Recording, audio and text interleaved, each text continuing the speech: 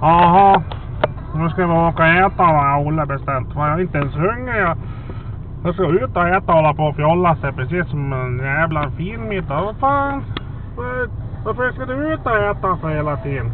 Jag vill ha nya kontakter. Ja men vadå kontakter? Vad fan, du har ju mig. Ja, det är det jag vill ha kontakter. Ja men vad fan, nu får väl du gå med och åka och äta. Inte säger du någon mer folk för det eller?